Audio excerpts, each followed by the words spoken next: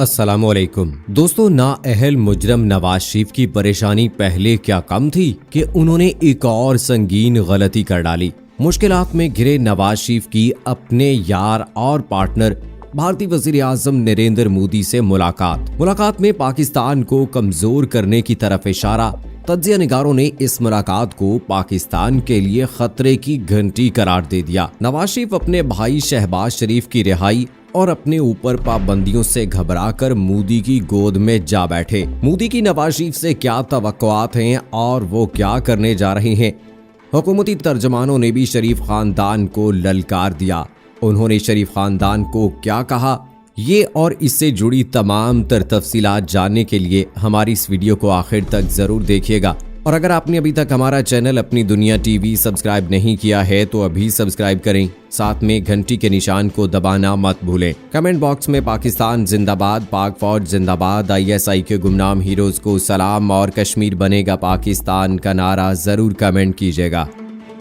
दोस्तों, पाकिस्तान के दुश्मनों में क्या कुछ कमी रह गई थी कि नवाज शरीफ ने भी उनकी गोद में बैठकर पाकिस्तानी इदारों पर तानाजनी का सिलसिला शुरू कर दिया है। इसके साथ साथ मीडिया ने उनके भारतीय वजीर आजम नरेंद्र मोदी के साथ खुफिया मकाम पर मुलाकातों का चर्चा भी शुरू हो गया है। ये मुलाकात श्रीलंका के शहर काठमांडू में हुई और मुलाकात में न सिर्फ पाकिस्तान की बुनियादों को कमजोर करने की तरफ इशारा दिया गया है, बल्कि अस्करी और फौज के इदारों को भी बदनाम करने का टास्क दिया गया है। दूसरी तरफ मुबैना तौर पर ये भी खबरें हैं कि नवाज शरीफ लंदन में उन मुल्कों के सफारत खानों में देखे जा रहे हैं जो पाकिस्तान की सलामती के दर पे हैं और पाकिस्तान में दहशतगर्दी फैलाने के नेटवर्क बनाकर बाकायदा काम कर रहे हैं। दूसरी तरफ लीगी जराए ने इन खबरों की तरदीद की है। वजीर आजम इमरान खान के मुआविन खसूसी डॉक्टर शहबाज गिल ने अपनी प्रेस कॉन्फ्रेंस में नवाज शरीफ को खरी खरी सुना दी।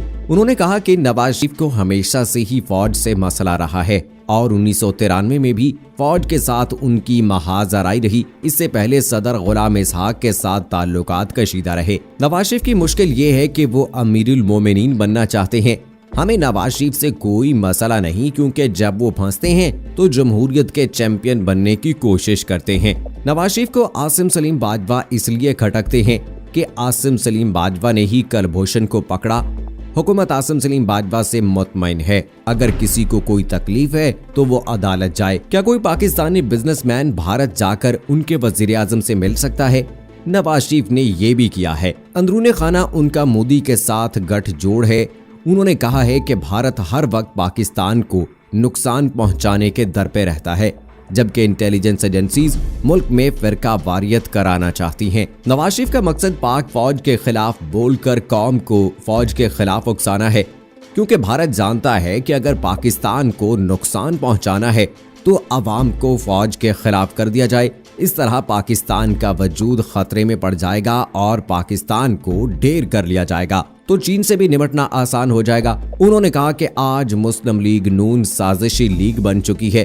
पाक फौज हमारा फख्र है। हमने फौज के साथ मिलकर कोरोना को शिकस्त दी। इसी तरह मुल्क में आने वाली हर मुसीबत में पाक फौज फ्रंट लाइन पर रहकर काम करती है। दोस्तों, दूसरी तरफ मुस्लिम लीग नून, पीपल्स पार्टी और मौलाना फजलुर रहमान ने हुकूमत के खिलाफ खुलकर ऐलान जंग कर दिया है। एक तरफ अपोजिशन तहरीक तो जोरों पर थी ही, मगर अब हुकूमती वज़रा और मशीरों ने भी नवाज शरीफ और उनके तर्जुमानों को ललकार दिया है। नाअहल मुजरम नवाज शरीफ के हवाले से शेख रशीद ने एक और नया पेंडोरा बॉक्स खोल दिया है। वो कहते हैं कि नवाज शरीफ को वापस लाना नहीं चाहिए। नवाज शरीफ 1 साल 10 माह तक खामोश रहे क्योंकि ये बारगेन करने में मसरूफ थे और जब उनको अपने अहदाफ हासिल नहीं हो सके तो गैर मुल्की हाथों में खेलने लगे। उनकी तहरीक 20 फरवरी तक चलेगी और इस्तीफों के मामले में भी वज़रा उनका साथ नहीं देंगे। वो कहते हैं कि अपोजिशन ने इस्तीफे देने हैं तो आज ही दें, हम फौरी इलेक्शन का ऐलान कर देंगे। मगर अपोजिशन के घुटनों में पानी पड़ चुका है और इनमें खला की जुर्रत नहीं है। मरियम नवाज को खातून होने से इस्तिस्ना हासिल है। पहले ये लोग FATF के हवाले से साजिशें कर रहे थे और अब CPAC उनके निशाने पर है। ये बात साबित है कि ये अपने मफाद की खातिर कुछ भी कर सकते हैं। उन्होंने कहा कि बिलावल भुट्टो से मेरी मोहब्बत है, इसलिए वो इस्तीफा नहीं देगा। मैं अब भी अपनी बात पर कायम हूँ कि नून से शीन जरूर निकलेगी। नवाज शरीफ को बेटी के अलावा किसी पर एतमाद नहीं, इसलिए उन्होंने एहतजाज की कमान खुद संभाली। उन्हें शाहिद खाकान अब्बासी, ख्वाजा आसिफ या कोई और क्यों नजर नहीं आया? 4 माह बहुत अहम है, झाड़ू फिर जाएगा। अपोजिशन ने इस्तीफे दिए तो हम जिमनी इलेक्शन कराएंगे और अपोजिशन इन हलकों से हार जाएगी। वो कहते हैं कि नवाज शरीफ ने कौमी इदारों के खिलाफ महाज खोला, जुनेजो की पीठ में खंजर घोंपा, बेनजीर भुट्टो की किरदार कशी की। नवाज शरीफ खुद फौज के बूटों से निकल कर आगे आए और अब फौज के खिलाफ ही बोल रहे हैं।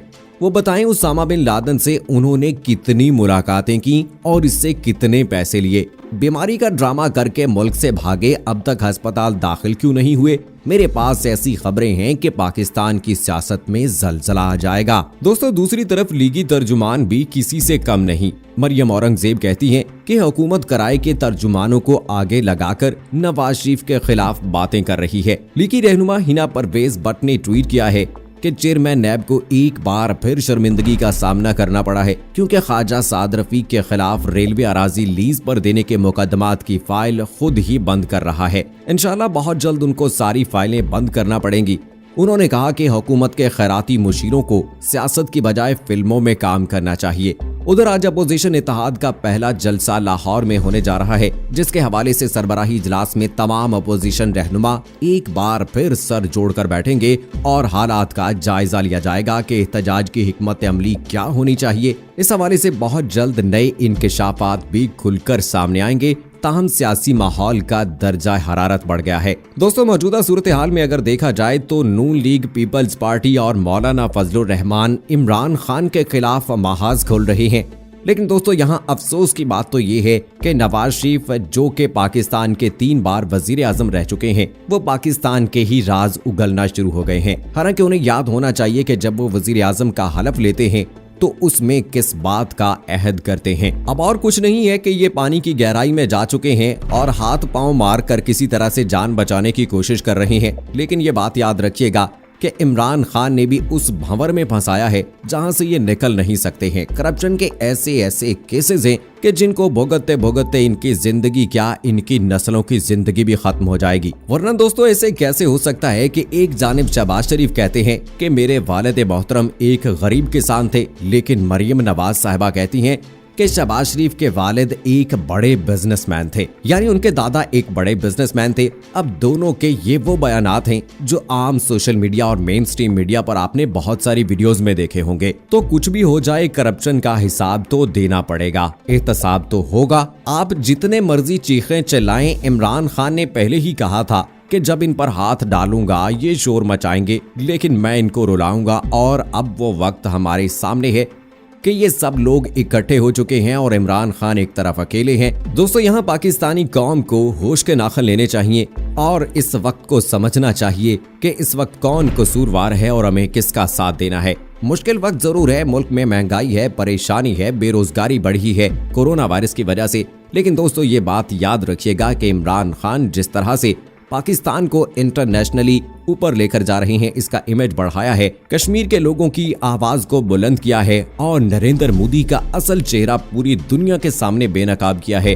इसी तरह से इंशाल्लाह वो हमें कभी भी लेट डाउन नहीं करेंगे और इंशाल्लाह बहुत जल्द वो पाकिस्तान के मसाइल हल करने में कामयाब हो जाएंगे। दोस्तों, इसी अच्छे की उम्मीद रखते हुए मुझे अगली वीडियो तक इजाजत दीजिएगा। फी अमानिल्लाह।